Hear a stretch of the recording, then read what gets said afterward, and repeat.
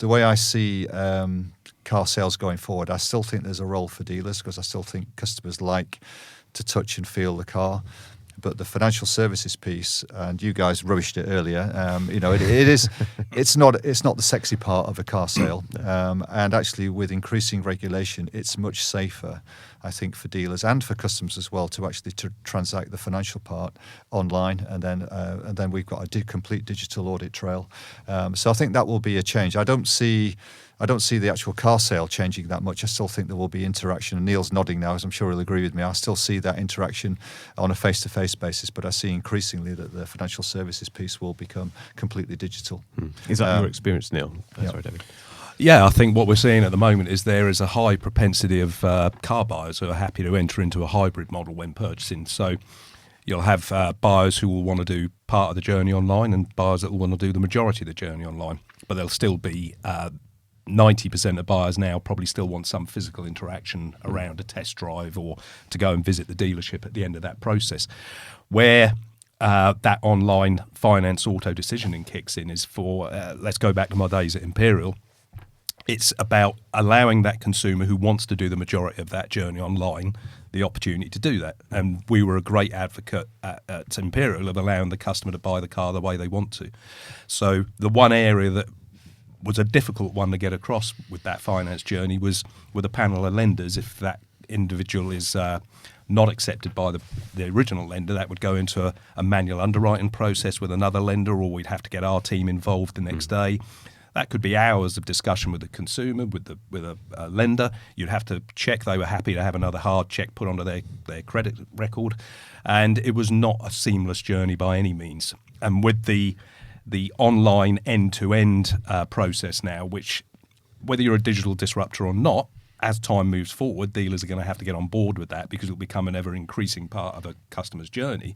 Then you need to be able to bring finance into that, and that auto-decisioning piece where you can get a hyper-personalised quote within seconds. And if you don't get accepted through the underwriting criteria that Credicar hold with that lender, you haven't done a hard check on that customer. You've checked against that internal black box underwriting criteria. It can easily be pushed forward to the next lender in that panel, and to the next lender, and to the next lender within seconds. So the consumer gets a hyper-personalised quote, which is 99.9% guaranteed to be accepted without having a credit score done. And that's only done at the end of the process when the customer is buying the car. Hello and welcome back to the Armchair Show, where I'm delighted to say I'm joined by three guests. We've got David, Neil and Amar. Amar, we're going to start with yourself, because I know this is the first time you've been in the studio, like you say. Yep.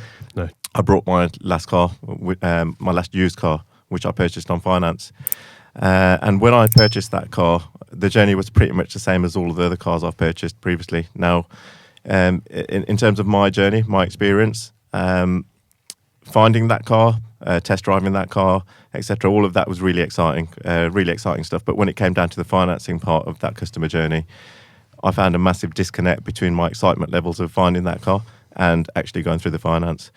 And I really struggled to get an accurate quote on the car I wanted to buy online or even through the dealership. There was nothing out there. The kind of tools I found were representative finance calculators, which would give me an indication of what that car could cost me. There were credit check tools, which would give me an indication of what my credit rating was, but that's more of a lead generation tool. And then there were inquiry forms and chatbots, which didn't progress my finance journey any further. So I set out to kind of research the market and explore whether there was anything out there that could give me an accurate quote based on my credit and my credit risk and affordability profile before I went into that dealership and submitted a formal application for finance, which of course involves a hard credit search and giving you bank details, etc. And I couldn't find that. So I actually set out to build a proposition that does that for consumers. And we've now built Credicar, which is a credit decisioning engine. And that credit decisioning engine specialises in the pre-approval of customers before they formally apply for finance.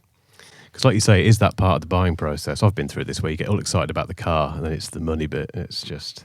Yeah. it brings the whole party crashing to an end, doesn't it? So that's really exciting. It's something I'd use anyway. Yeah, cheers, thank you. Yeah.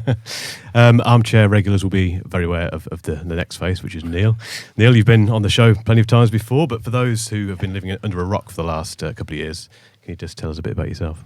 Yeah. So Neil Smith, ex-Imperial Cars Ops Director, held that role for 10 years. That business built to a point where we were selling 2,000 used cars a month, number 7 in the UK. Skip forward to 2020, sort of through the lockdown one, we were acquired by Cazoo. Interesting journey from that point on.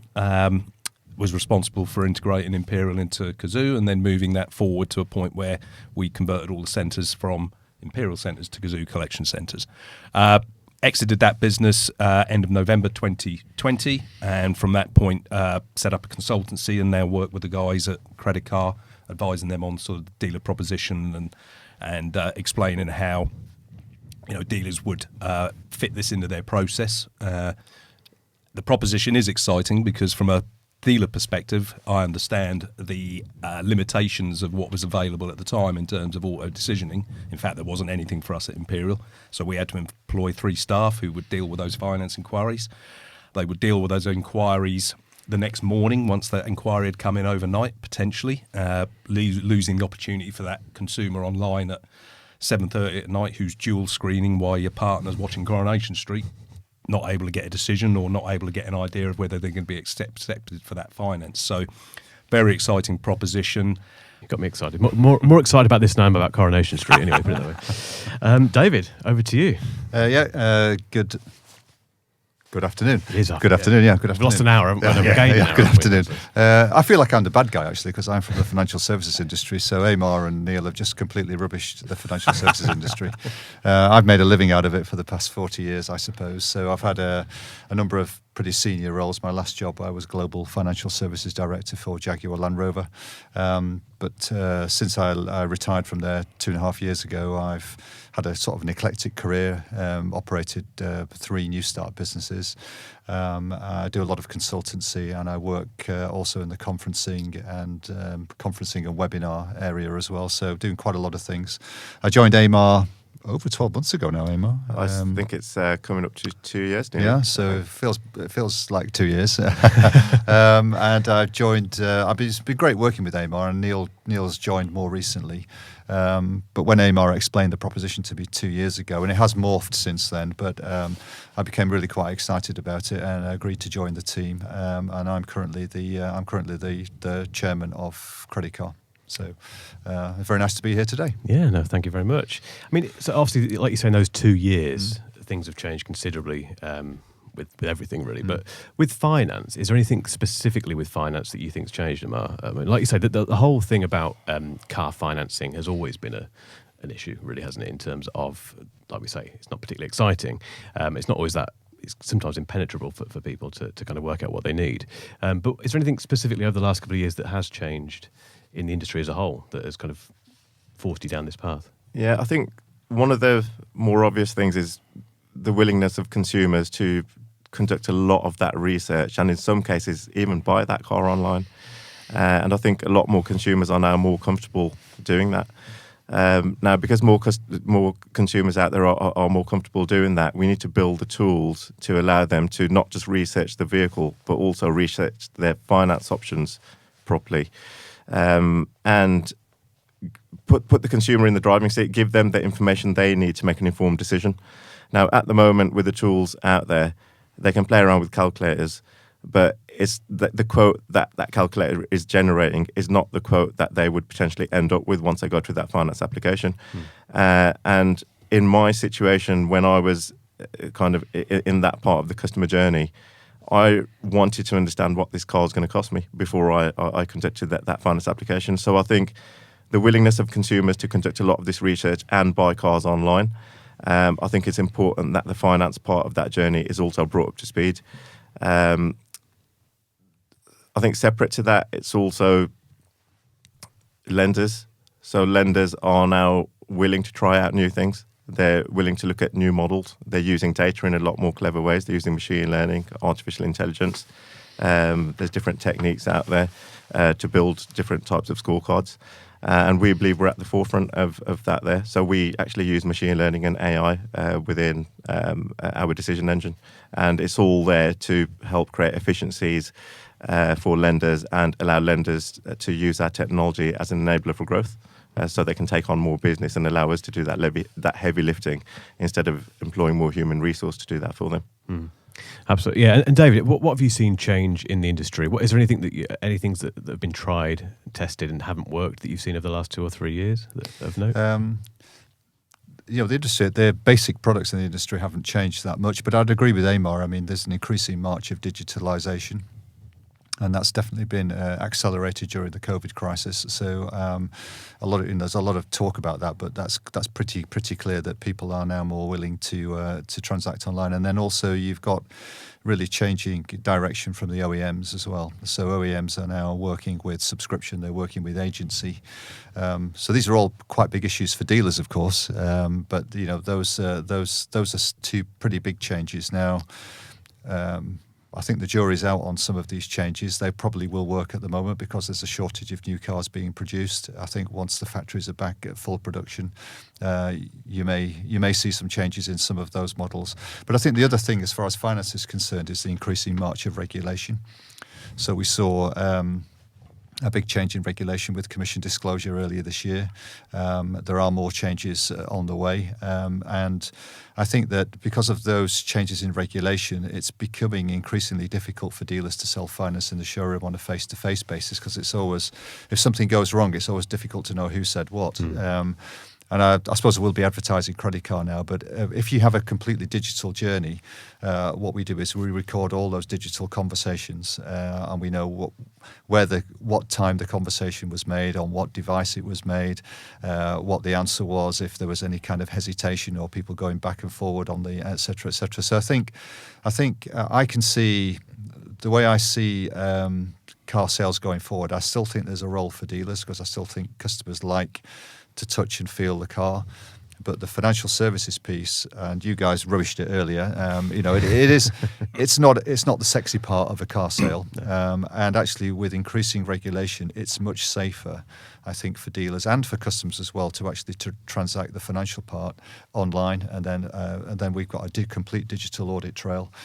So I think that will be a change. I don't see the actual car sale changing that much. I still think there will be interaction. And Neil's nodding now, as I'm sure he'll agree with me. I still see that interaction on a face-to-face basis, but I see increasingly that the financial services piece will become completely digital. Is that your experience, Neil? Yeah. Sorry, David. Yeah, I think what we're seeing at the moment is there is a high propensity of car buyers who are happy to enter into a hybrid model when purchasing. So you'll have buyers who will want to do part of the journey online and buyers that will want to do the majority of the journey online. But there'll still be 90% of buyers now probably still want some physical interaction around a test drive or to go and visit the dealership at the end of that process. Where that online finance auto decisioning kicks in is for, let's go back to my days at Imperial, it's about allowing that consumer who wants to do the majority of that journey online the opportunity to do that. And we were a great advocate at Imperial of allowing the customer to buy the car the way they want to. So the one area that was a difficult one to get across with that finance journey was with a panel of lenders. If that individual is not accepted by the original lender, that would go into a manual underwriting process with another lender, or we'd have to get our team involved the next day. That could be hours of discussion with the consumer, with a lender. You'd have to check they were happy to have another hard check put onto their credit record. And it was not a seamless journey by any means. And with the online end-to-end process now, which, whether you're a digital disruptor or not, as time moves forward, dealers are going to have to get on board with that because it'll become an ever-increasing part of a customer's journey. Then you need to be able to bring finance into that, and that auto-decisioning piece where you can get a hyper-personalised quote within seconds. And if you don't get accepted through the underwriting criteria that Credicar hold with that lender, you haven't done a hard check on that customer. You've checked against that internal black box underwriting criteria. It can easily be pushed forward to the next lender in that panel, and to the next lender, and to the next lender within seconds. So the consumer gets a hyper-personalised quote which is 99.9% guaranteed to be accepted without having a credit score done. And that's only done at the end of the process when the customer is buying the car. So for Imperial, it would have probably saved, not that it's a great story when you save resource and people and bodies, but it would have saved bodies. It would have given the customer 100% online opportunity to purchase a vehicle, and they could have done it at 7:30 while their other half's watching Coronation Street. Perfect. Coronation Street always gets watched, doesn't it? That's the main thing. Amar, do you think there's a right way to buy a car these days based on this? You know, there's clearly a very defined path, which Neil's just explained there, which to me is quite attractive because, like you said, there's no kind of uncertainty. It removes all of the... It gives you peace of mind. That's the key thing. Is there a right way to buy a car? No. For me as a consumer, I would like to understand everything about that car and about my finance options before I walk into that dealership or make a decision. But I think in terms of the definition of what is that right way, I think the regulators probably involved in that, and they kind of set the standard or set the scene in terms of what is the right or wrong way. I think consumers will all have their own preferences in terms of whether they want to go into the dealership and keep it an offline journey or fully online or a hybrid. But I think the regulator will definitely have their say on what should be the right journey. And as David mentioned, we've seen the commission disclosure rules kick in earlier this year. We think there's going to be more changes. We've actually been working in the FCA's Innovation Hub and their regulatory sandbox for the past 2 years while we've been building out a proposition. And when we're launching our business, we're actually launching it with that FCA regulatory sandbox program there. So we think we're quite close to that regulatory piece. And I think in terms of the right way of buying that car, I think as long as it's compliant and it's within the rules, I think that customer journey could change in a few different ways as long as it's compliant with what the FCA have set out. Yeah. Well, fingers crossed that's what happens. Mm-hmm. In terms of the future of car buying, David, where do you see it going? Say in 5 years' time, where will we be then in terms of buying a new or used car? That's a great question. If you spoke to the OEMs, I think they would see the journey becoming increasingly digitalised and going further online, particularly with everybody's trying agency at the moment. That seems to be the buzzword. But I think you've got to look at how people... I think the thing that will change is whether people want to own cars or just pay to use them. So there's a lot of talk about, pay by use. And existing products are sort of hybrid. Existing PCP and PCH products are sort of hybrid products because when you contract on a PCP, you agree to a certain mileage, and it's a pretty blunt instrument. If you go over the mileage, you pay a penalty. If you go under the mileage, you really don't get much. The kickback you get is hopefully you get a better part exchange valuation. So I think customers are already kind of going down that particular journey, but I do see a desire for customers to avoid long-term fixed price contracts because particularly what's happened with COVID and so forth. So I personally see the model of subscription as really being quite attractive. The big issue with subscription at the moment is it's too expensive. Yeah.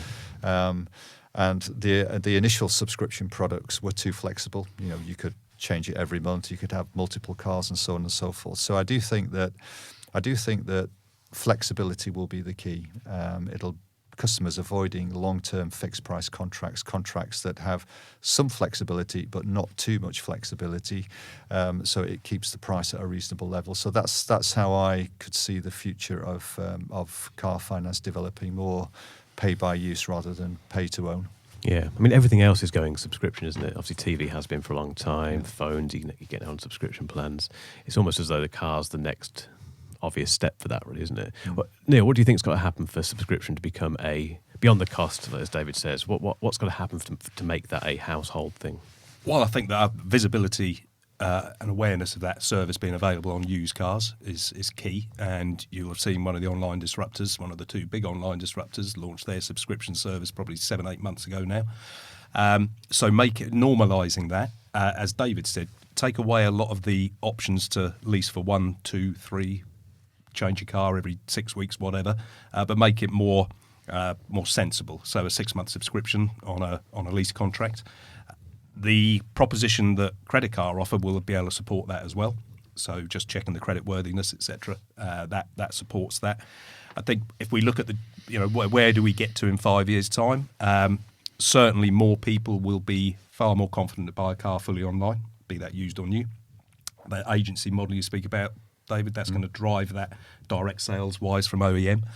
And I think probably from a dealer perspective, it's understanding where these propositions fit now. So, your 50 to 100 car dealer, are they going to go into subscription? Unlikely initially. So they need to ensure they're in a place to compete with online disruptors in that end-to-end journey.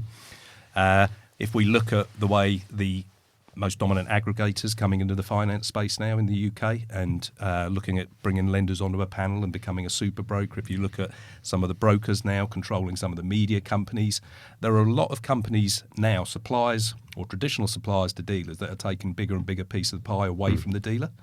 And I think the dealers have got to look at what they can do from a finance perspective to get those customers into that journey with them directly and allow those customers to fulfill that journey online. And products such as Credicar and some of the other products that are out there to engage customers online are going to keep the customers in the dealer space. And that's what's important at the moment, because the conversion of a lot of this technology is now taking a lot of the pie away from dealers in terms of profitability and margin and control. Of course, yeah. I mean, on that subject, Amar, what can dealers do to make their finance offerings stand out from the crowd? So I think it is understanding what's available out there in the marketplace. So, I mean, the way we're bringing our proposition to market, it's not in competition with your existing website or platform providers, e-commerce providers out there. We are working in partnership. We are looking at strategic partnerships. So we actually sit behind the scenes. So the dealer will control that whole customer journey, and their website provider will build the customer journey that fits in with Credicar for them. So I think in terms of what do dealers have to do, they need to understand what's out there in the marketplace. They need to engage with companies like Credicar, understand how easy it is to integrate with us, understand how cheap it is to work with us guys. And the big one for us is understand that they are keeping 100% of their finance commissions if they are using services like Credicar. And at the same time, they're enhancing the proposition for the consumer. They're creating efficiencies for the lenders at the same time, and lenders love that. They don't want to get applications which they're going to decline. They want to get applications that they want to approve and pay out on. It's best for everyone, isn't it? Really, everyone's a winner in that case. Turning the whole thing on its head a little bit, David, and we don't have to name names here at all, but can you think of any examples of finance or online finance for cars which didn't quite work or you weren't very impressed with? Well, I mean, there've been quite a few in the subscription area. If you think back, Ford and GM have invested significant amounts, tens of millions, in some cases hundreds of millions, in subscription products that haven't worked. Cadillac was probably one of the first ones they went out with. There was a Cadillac Pocket or Cadillac, I can't remember, Cadillac Wallet, I think it was. Hundreds of millions of dollars, they didn't work. And I think the reason why those early subscription products didn't work is that they were very, very flexible, far too much flexibility, and they were priced incorrectly. So that's a really good example of that not working. But those companies have learned from that, and they have now brought to the market. There are still some premium subscription products. Porsche is one, which I think is about $2,000 a month, where you've still got that flexibility. But somebody told me the other day that globally they've actually had about 50 or 60 transactions globally on that Porsche product. So it's just not worked. Yeah. But I do see that product, really taking off. And I put my money where my mouth is because I'm also chairman and investor of another company. I probably shouldn't mention the name, but we enable subscription. And one of the company that Neil mentioned earlier, didn't mention the name, but actually we are providing the software for that company to deliver subscription to the market as well. So, so I'm a big believer in it. I'll put my money where my mouth is as well on subscription. So, absolutely, yeah. No, me too.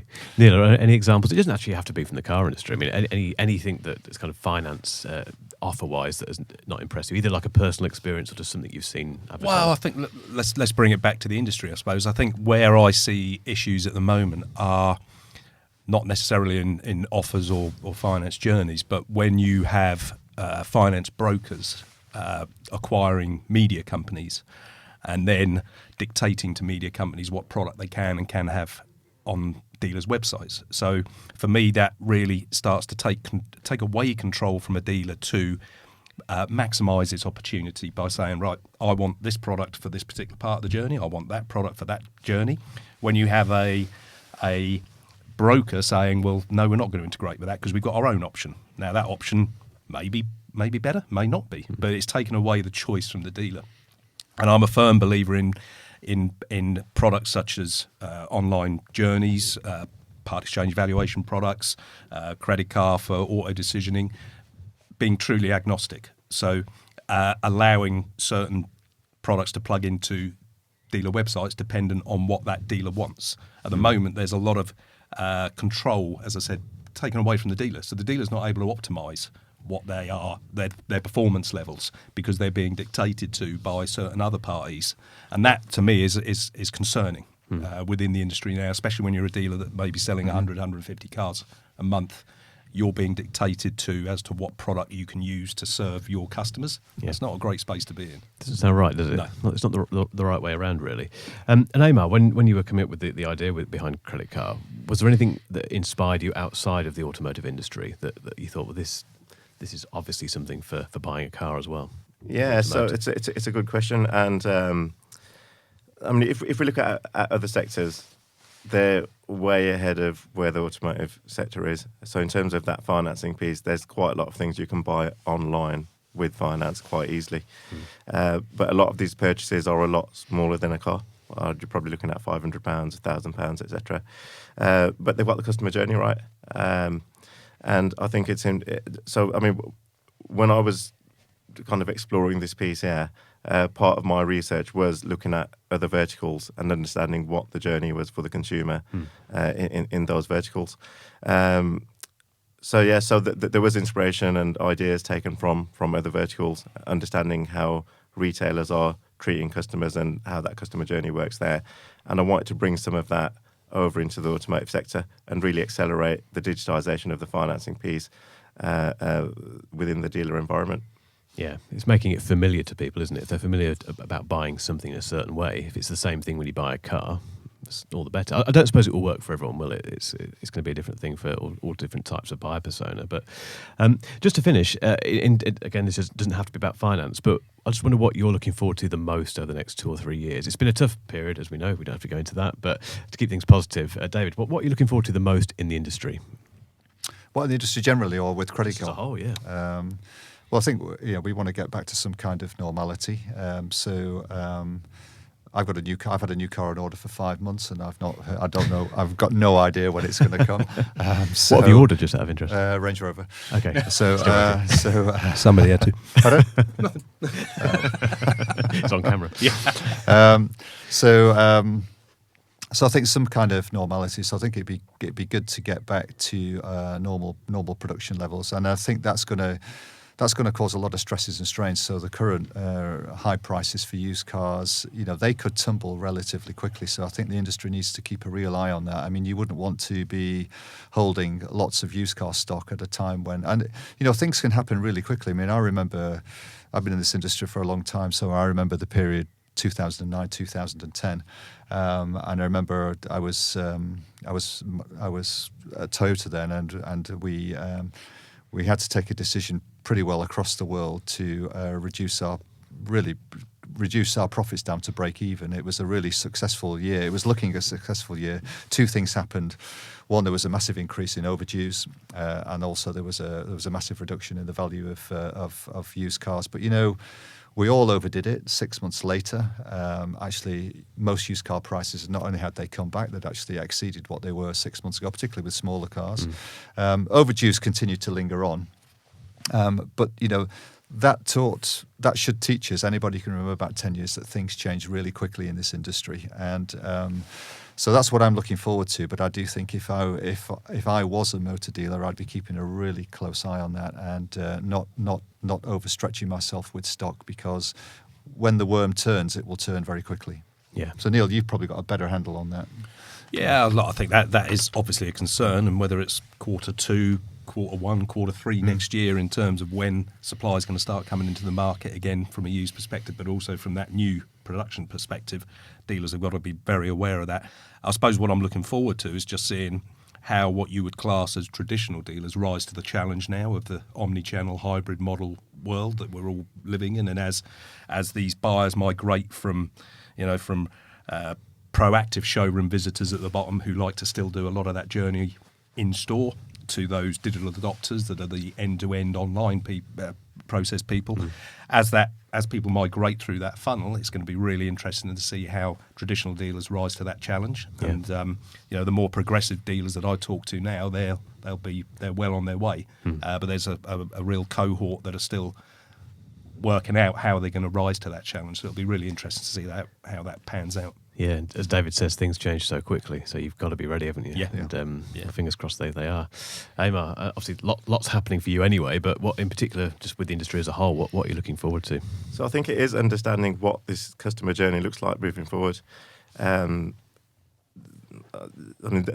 a hell of a lot happening. In the whole kind of customer journey piece. So things are changing quickly, as the guys have said.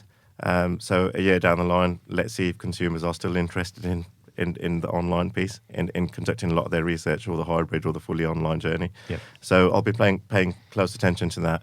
I personally believe the hybrid journey is probably going to be one of the most popular out there. So customers will potentially be conducting a lot of their research online, including the car and the finance.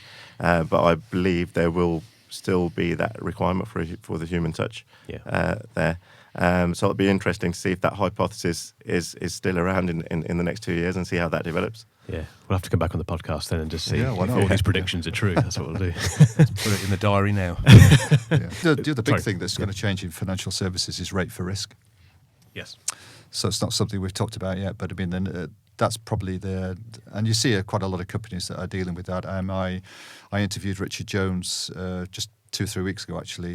He's the managing director of Black Horse, and they're pretty big in the used car market, and we talked about rate for risk, and it's pretty clear that they're going to run with that in the not too distant future. Can you explain a little bit more about what rate for risk means? So rate for risk is where you would take a customer, you would look at the customer's credit rating, but other factors as well, and you'd match that customer. Amar talked about a representative quote, so a representative quote kind of covers everybody. But if you've got a very high credit rating, you can get a lower rate than somebody with a poorer credit rating. So you will see a move towards rate for risk, where customers with their particular credit rating will be matched to a lender that will provide them credit at a particular rate. And obviously, the lower your credit rating, the higher rate that you pay. But and the FCA quite like rate for risk when they came out with their confirmation of the banning of DIC commission in January. They actually indicated that they were investigating rate for risk, and I know from speaking to them internally that that's something that they think could work. And rate for risk has been around in other markets, the US in particular, for a very, very long time, where it perhaps doesn't work as efficiently as the FCA think it does. But I can see that I think rate for risk is something that the industry will have to grapple with over the next year or two, and I can see it being a permanent feature in the not too distant future. Yeah, definitely. Well, again, we'll have to come back and see if that's the case. But it's an exciting future ahead, and a very exciting future for you guys. And best of luck, obviously, with Credicar and with the launch. When is the launch? Sorry, Emma. It's on the 6th of December. So we are launching on a smaller scale, because we're actually launching with the FCA in their regulatory sandbox. So there's a 3-month, call it a pilot phase. Once we're out of that, we'll be launching to the wider market. So it'll be around the end of Q1 next year. Fantastic. So hit 2022 running, basically. That's right. Great stuff. And we're all ready to handle rate for risk as well with the Credicar engine. You'll be ahead then in that case. Yeah. Hopefully you'll get you a car by then as well. Cheers, guys. Really appreciate you coming on. And very much. Cheers, all the best of luck. Yeah, it's been very enjoyable. Thank you. Thank you. Thank you. Cheers. Bye-bye. Bye.